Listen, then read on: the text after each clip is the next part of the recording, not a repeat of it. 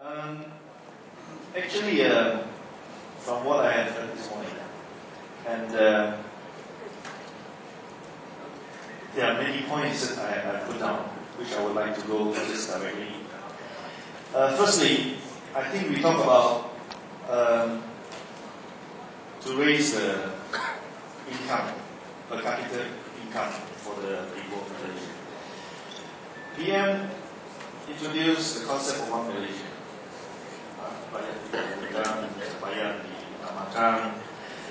But what I can see as a professional engineer, you see, it is all good that what you are implementing is from bottom up. You are helping the poor people, but then the professional up there are not being helped. When I talk about 1 Malaysia, are we talking about having a level playing field? I think that is very important. When we are not having a level playing field, we cannot attract professionals to come back. The government should attract professionals, how many, 70,000 or whatever thousand, to come back to Malaysia and give them a good pay. But we cannot pay them. Even the MPs are paid $6,500 per month. So I'm not saying I need a pay rise, never mind. But what I'm saying is we have to be realistic.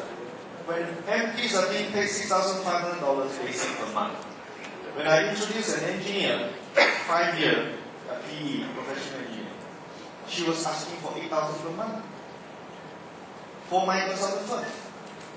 So how in the world are we going to increase the per capita income when the government is not looking after the professionals?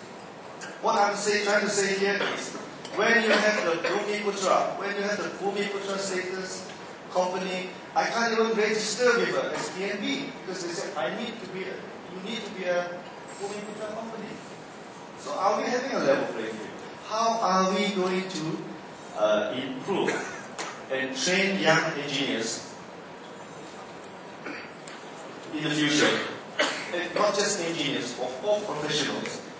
If we are always being sidelined as professionals, I'm not just one of the frustrated ones, but many in Sabah. There are people, there are firms that are loaded with projects, but not the others. Why can't the government come up with a way where whenever there's a government project, professionals are registered with professional bodies? Why can't the projects be distributed out fairly by them, or looking at the size of the company, and give it up to them?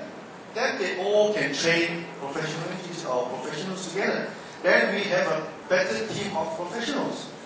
What you are doing now is people are engaging Indian doctors, Indian engineers, because they're cheaper, Philippine engineers, professionals, and we are not training our locals.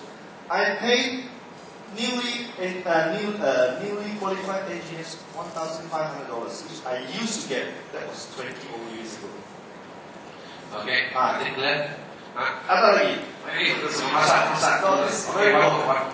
Because Kita pakai Indian dan ini satu keluarga anak, ini dari apa ini agama Kristen tadi, dan nakawin anaknya nakawin bagi dia, but all objection. So the daughter said, "You mean Indians don't go to heaven?"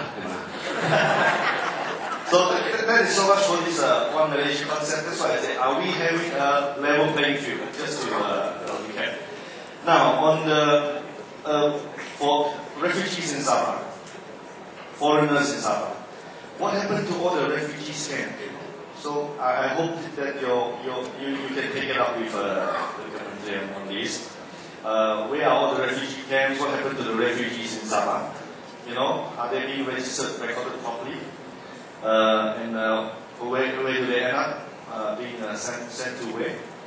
And when you talk about school performance, schools in throughout Malaysia, yeah, we know that you have got all the ranking, but please set up a very strong committee to look at the quality of the schools. Some schools are with roof falling apart. In my kawasan, for example, you know. These are the things that I think we have to look into.